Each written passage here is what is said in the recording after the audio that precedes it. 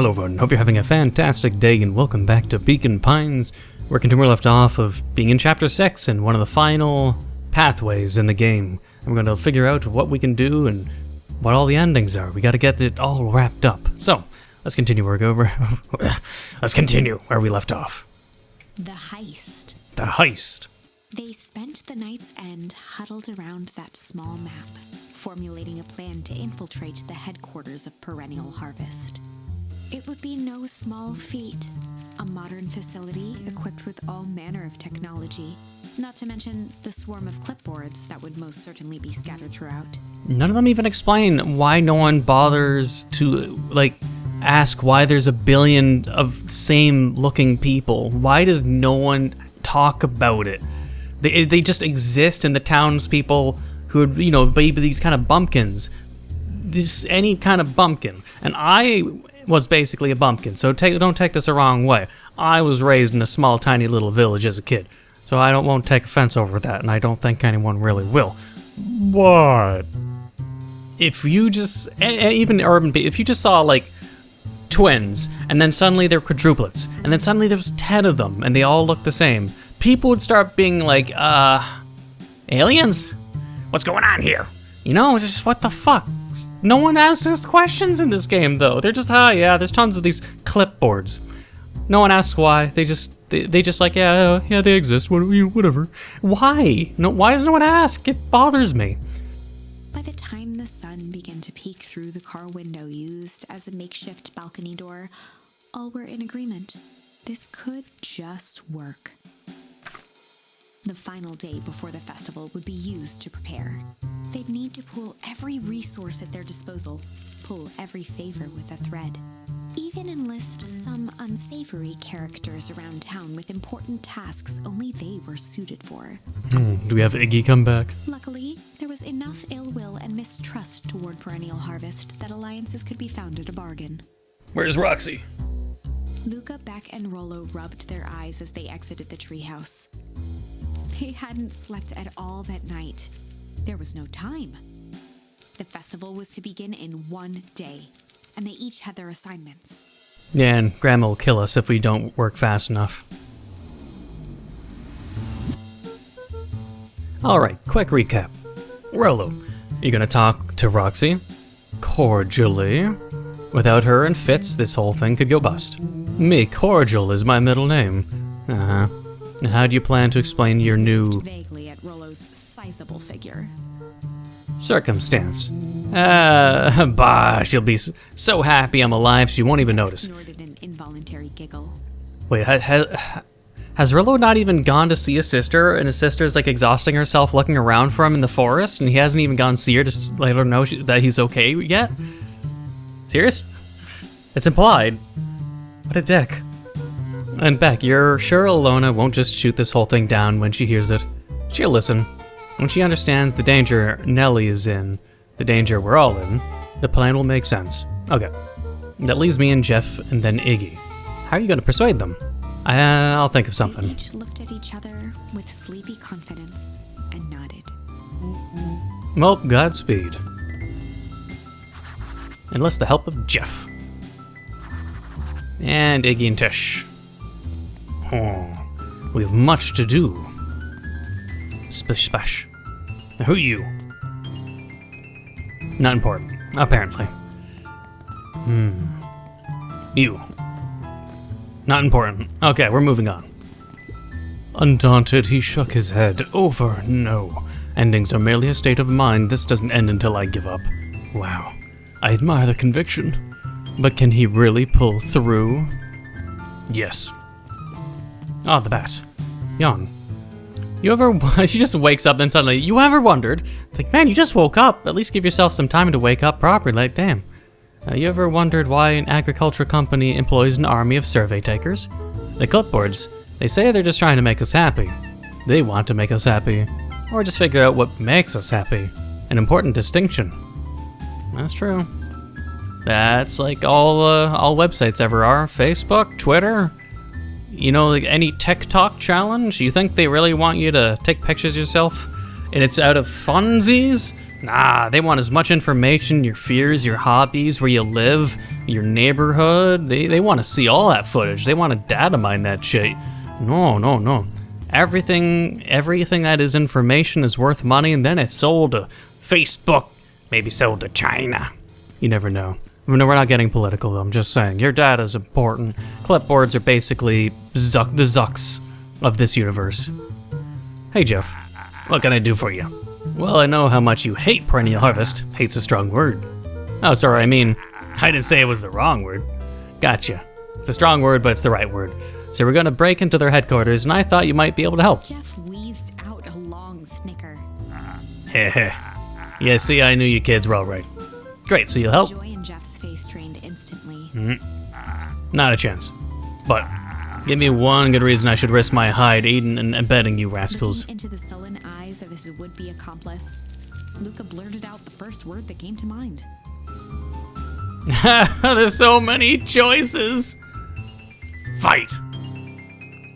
Fight just seems appropriate. Fight. I've done enough fighting for one lifetime and more than my share of losing. Time's come to hang up the gloves. No. Luca wasn't ready to give up, so he shouted out again. Shit. Yeah, it's all shit. I still ain't helping. Ain't that some shit? Heh. I'm not giving up. I have so many charms. Junk. Yeah, what of it? Sonya, I'm gonna presume it's the last one. I got more junk than a king has copper. Ain't interested. I'm gonna assume it's meant to be crooked is what I want. Hide. Jeff's brow perked up. What do you say? Go ahead, hide then. Sensing some traction, Luca carried Ah, no, what about crooked? Let a bunch of kids do what needs to be done. We're not afraid. Jeff's scowl faded with a sigh. Say what you will about old Jeff, and they all do. But you'll never hear him say I hid from nothing. One good stomp of the foot was all Jeff needed to drive his point home. What was it you kids needed? Some sort of disguise. I've got just the thing. And while we're at it, that crate should come in handy. This ain't gonna be free, you know. I'm thinking 5 bags of sour gob should cover it. Put on my tab. Offered out his open hand to seal the deal. With a firm and dusty grip, Jeff reciprocated. Done. Swing by first thing in the morning. But what about crooked? I don't think I can choose from then.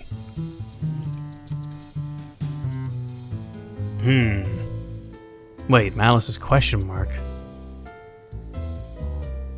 Yeah, we're not done, that's why. Curious. Nope, we got Jeff. I don't think us saying crooked would get us, I guess, anything new or important. Although I would be curious what he says. I'm just gonna assume crooked just means he'll... Like, I'll assume it's all wrong and one of them is right kind of thing, and that's about it. Who's the other person? Oh yeah, these two. Hey Tish, look who it is. Luca, are you here to try to tickle us to death again? Look, just hear me. Iggy raised an eyebrow suspiciously. I think that's how his face permanently is. We're listening. Iggy, I know we've both been giant bags of malice. Malice to each other. Malice. Wow, Tish, smart guy here with his smart word guy words. Thinks he's impressing us. Scram, we ain't interested. Luca knew they'd need Iggy and Tish to pull this off. He tried again. Iggy, I know we've both been giant bags of shit. Iggy gave a reluctant shrug. You're not wrong. But lately life has been kinda... crooked. Crooked. Well, yeah, life's always crooked. Get over it, we ain't... Iggy gave a reluctant... Strange. Iggy considered the point. Things have been weird around here, so I'm offering a truce and asking for your help. What do you say we... break our hostilities for now? We do like breaking things, even if a truce means less breaking things. What if I told you there was a way to have a truce and break stuff? Go on. I need to cause a distraction so I can sneak into Perennial Harvest HQ. A wild-eyed grin spread across Iggy's face. My, Luca Van Horn, I'm impressed. And after this is all done, maybe you you and Tish can come hang out at the treehouse Iggy sometime. glanced over to Tish, who nodded in agreement. Fine. But not because we want to see your crappy treehouse. We just like to cause chaos. Quick nod, Luca was off. Success. Did you hear that, Tish? He gazed up at Tish with a smile.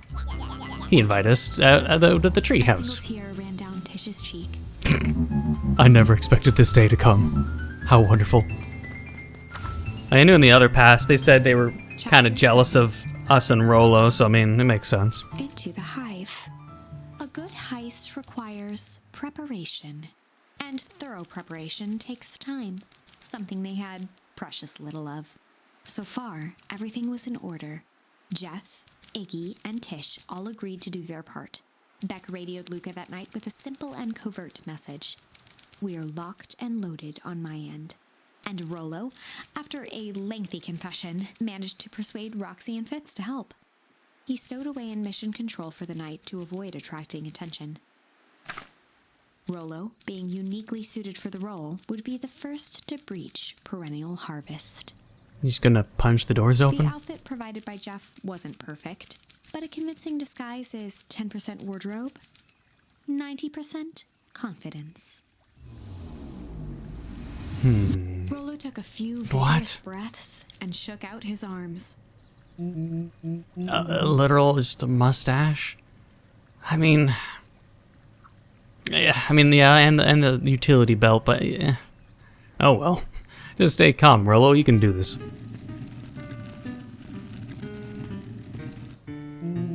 Got your delivery here. A delivery? I don't have anything in my notes about a delivery. One moment.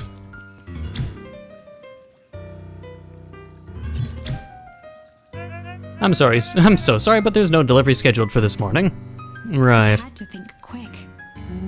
That's because this goes directly to the founder. He asked that it be kept Rolo secret. sighed, adjusting his tool belt. You know how the founder can be. I suppose we can leave this one off the records. Immediately starts sweating. Yeah. Our harvest awaits and With a such. stroke of his mustache, Rolo proceeded into the Perennial Harvest headquarters. Our harvest awaits. Package here for the founder. Oh, I didn't hear anything about... Yeah, this is a need to know kind of thing. They start sweating. I'll just He check. stammered and flipped through the pages of his clipboard. This goes directly to the founder. I don't have time to fill you in. Oh, I see. If you could just complete this Rolo form. interrupted with urgency in his voice. Every time with the forms. Look, if you want to explain the founder why I'm late, well, it's your funeral. I'm sorry. What did you say your name was again? Rolo panicked. Our harvest awaits. Sir? That's a restricted area. Excuse me, sir?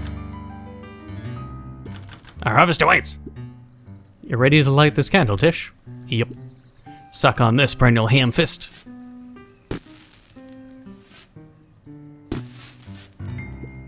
What was that? Distraction was enough for Rolo to regain his confidence. Just open the damn door. I've got a job to do. Clipboard fumbled around in a frenzy.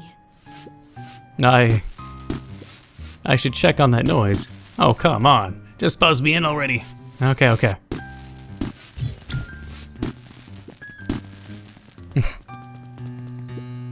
Phew. That was close. 2 of them packed in there. Our harvest awaits. Hey, I figure when in doubt, stick with the classics. Well, that was a close one, but you pulled it off. Nice work, Rolo. Mustache is a little off, but... Alright, everyone knows what to do. Yep, deep engineering is to the north. I'll go with Beck. In case you need some muscle. I'll head east to the founder's office. You two be safe. But I'm curious about what's that way. Deep in engineering wing, Beck and Rolo have that covered.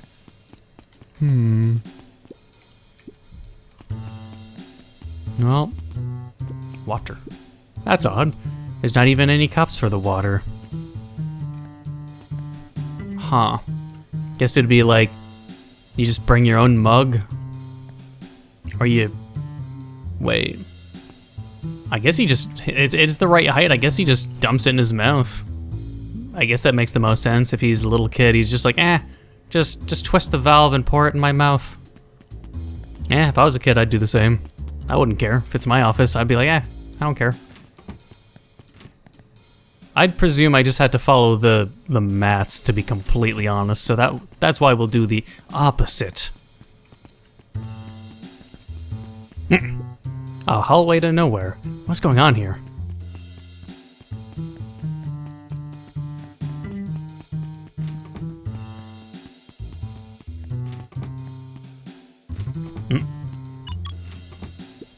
Solomon. Solomon stopped Uh-oh. in his tracks. I don't think it's good that we bumped into him, quite literally Sharper Valentine, but okay. Luca, what are you doing here? It's a long story. Are you okay? A veneer of confusion flashed across Solomon's face. Well, yeah, you have a little kid running around in your secret master lair, basically, like Jesus. His words rushed out dramatically. No, I am most certainly not okay. Some strange people, grabbed me and... Were they in hazmat suits? Yes, how do you know? They brought me here and locked me up, and when they were distracted, I ran. Oh, good acting, Sharper. Dang, okay, you should stick with me. We've got a plan. Solomon's facade briefly faltered. We? Oh, no. Yeah, Rollo and Beck are headed to Deep. Oh, no, you're telling him everything. Well, I mean, it makes sense since they're all kids, but... And Solomon, a.k.a. Sharper, did pull out some good acting on the fly.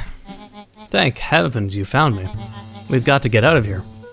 We can't leave just yet, but they'll catch us again. I've got to do something first. When you were running, did you happen to see a door marked Founder? Founder, why are you looking for him? I'm not, I just need to get into that office. Now that you mention it, I do think I saw that door that said Founder. It was just down this hallway. I happened to notice a plaque above the door. Office of the Founder. Knocking comes with consequence. Oh, here it is. Yeah, sorry, Solomon. You try to drag me somewhere else? No can do. Ah, so it is. It's pretty lucky that I ran into you, or else I might have missed it. Truly fortunate. Luca tried the handle. Locked. Solomon leaned forward to examine the mechanism. Regrettably, it seems to be some sort of electric lock. I don't see how we could possibly defeat a lock like He that. smiled and looked at his watch. Let's just wait a minute.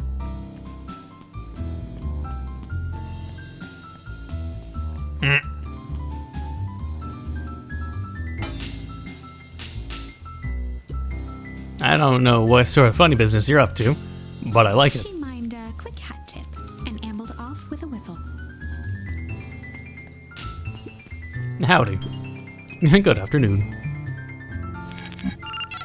The light on the keypad changed from red to green. What? What do you mean red to green because of a shovel? I don't understand if the power went out, but what? That's stupid. That makes no sense. You don't just like whack an electrical... I don't even know what I'd call it. An electrical circuit on the outside, and it just hacks into the security? What? How did you do that? It's good to have friends. Quick, let's get inside before someone spots us. Sigh. Luca switched on his walkie-talkie. There's darts thrown at his son on the portrait.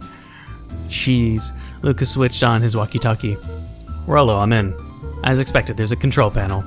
Great timing, we're stuck at a locked door marked number 24,601. Need to get us through. What if someone catches us? We should get out of here. I'm not leaving my friend, Solomon. On the computer screen, a green cursor blinked in a password field. Surely you don't have a way to get around the password. Luca pecked out his best guess. Underground secrets. The screen blinked to life. Bruh. Columns of green numbers glowed on a black background. If Luca just could brute force a password that long in the first try? How did you just guess that? Oh, it's this absurd password Earlo heard when he was down here before. It's funny how someone arrogant enough to call themselves the Founder uses such a basic password. Or they were thinking several moves ahead, not expecting anyone to guess something so simple. These villain types always end up outsmarting themselves. Solomon's jaw clenched into a half smile. Your powers of deduction are as impressive as your luck. Luca quickly scanned the Rolo, I think they should do it. Bingo bango, doors open. Luca, you never fail to impress. What is that slippery lout even doing here? We have a friend whose mom is in trouble. We're here to get her out. I see. Okay, Luca, I think we're close. The next door is marked 13,806. Once again, Luca scrutinized the numbers on the screen. In that moment of distraction, Solomon reached forward and pressed a large red button. Maybe this one opens the lock. Crap, we've got company. Luca must go faster. One sec, I can't think with all this noise. He skimmed the screen with his finger. Here it is, 13,806, go, go, go. Curse these fumbling hands, my apologies, Luca. Don't beat yourself up, I know you were just trying to help. Oh god, 2 of them. Ah man, no water cups. Rolo. I'm amazed he actually didn't just lean over and drink it like I thought Solomon would. Rolo, are you okay? Rolo, come in. Mr. Kerr approached with a sneer and spoke into his walkie-talkie. You can turn off the alarms, they're With trapped. self-satisfaction, he called into the hallway. That, my dears, is a dead end. Nowhere to run. Rolo, where are you? Are you okay? I'm pretty sure... Yeah, I think we lost him. Making our way back to Nellie's office. Okay, you 2 rabble-rousers are coming with us. They're in here too. Nope. Let's make a break for it. Just kick him in the fuck. Just kick him in the shin. Did that little shit just kick me? Don't just stand there after them. Mr. Kerr's like this wrangly, scrawny little old man. I don't think he'd be able to pick a good fight if he doesn't have a weapon with him, honestly. I think Roxy would beat the shit out of him. I think even Rolo, given his new body, would be able to beat the shit out of him. It's just whether or not they're willing to fight. I think that worked. Roxy and Fitz have them on a wild goose chase. I'm having trouble following what just happened. Like I said, it's good to have friends. Rolo, how long do you think Roxy can distract them? How long can Roxy keep someone so pissed off they can't see straight? Let's just say we've got time. Entering Nellie's office now. Mom. Oh, honey, what did you do to your hair? I thought you'd be happy. I finally used the young chemist's lab kit. You sure have a knack for making me incredibly proud in the most frustrating ways. We need to get you out of here. Me? Oh, we? Who's your adult friend? Oh, I'm not an adult. I ever heard of a growth spurt? I had more of a growth spew. No, that's not possible. He leaned over to examine his teeth. Substantial banding on the enamel of the molars consistent with the Tempest silicomines exposure. Is that what you call the gunk they forced me to drink? You drank it? Oh no. They told me it was only being tested on plants. Oh, Beck, sweetie, I promise I didn't know. Mom, what the hell's going on in this place? I was brought here to work on the discovery of a lifetime. A novel chemical compound was discovered under Beacon Pines in a wellspring they called the Source. They named it Tempest Liquimine. It pulls energy from its surroundings in order to fundamentally alter matter's relationship to time. Is the secret to Valentine's fertilizer. I'm going to assume that ultimately Luca maybe falls into the Source. Is a secret to Valentine's fertilizer. They harvested the Source infusing small amounts of Tempest Liquimine. Liquimine, one or the other really. I'll go back and forth. Into the product. It worked wonders, drastically accelerating plant growth. Crops would be ready to harvest in a fraction of the time, but it led to complications. The foul harvest. Perennial Harvest came in to clean up the mess to succeed where Valentine failed. But Tempest Liquimine is rebellious. You can think of it as a manifestation of change itself. It's volatile by its very nature. So the more you try to force it to do a specific thing, the more it resists yes. I can relate to that. My role was to finish the work of my predecessor, Dr. Prescott, harnessing Tempest Liquimine to reliably manipulate an organism's age. Just imagine how many people we could feed.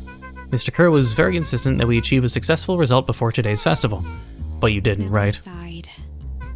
You know how much I love a good puzzle. I poured myself into the problem. It wasn't long until I discovered oddities in Dr. Prescott's note. Oddities. They contained obvious errors, mistakes that someone of his reputation would never make. So I fixed them and now I get to replace my entire wardrobe. I really am truly sorry. Nah, those clothes were all hand-me-downs anyway. It sounds like Dr. Prescott figured it out, got cold feet, and intentionally sabotaged his own work. I'd considered that possibility. I've sent a letter asking him to clarify his thinking. Dr. Prescott is dead. Kerr had killed him. What? I overheard them talking about it on the radio. It's why we gotta get you out of here. Now. Wait, the vial. I finally solved the chemical equation allowing direct control of aging. Mr. Kerr picked it up just before you came. That's the one Sharper will drink. All the more reason we gotta hightail it. Look, we've got Dr. Modwell. We're heading your way. Roger that, be careful. Gotta get the vial. Alright, everything's on track. And what is your plan for escape? We've got everything. We'll go everything when they get here. In the meantime, maybe we can dig up some more info. Yes. Malice 80 proof whiskey. A hard drink for a hard man. Wow, even his alcohol is arrogant. Solomon muttered inaudibly. I should just smother you right now. What's that? I said I shouldn't bother you right now. Don't be silly, you're no bother at all. I'm really sorry you got dragged into this mess, Solomon. You needn't worry about me. Well, I feel bad either way. We're gonna get you out of this, I promise. With a subtle quivering, Don't tell me a smile crawled across Solomon's face. Okay, I get to investigate more. Good. Let's see what else this bad boy has on it. Security system, time card logs, payroll. You know, for being so evil, this guy sure is boring. Solomon once again muttered under his breath. Just you wait. Huh? Oh, nothing. The files would be too obvious. We gotta go there last. Well, maybe there's a secret button at the desk. It looks like the founder was helping Kerr plan the festival. Why would such a secretive leader be obsessed with a party? Only time will tell. Luca held his hand up to the ashtray. Still warm. He must have been in here recently.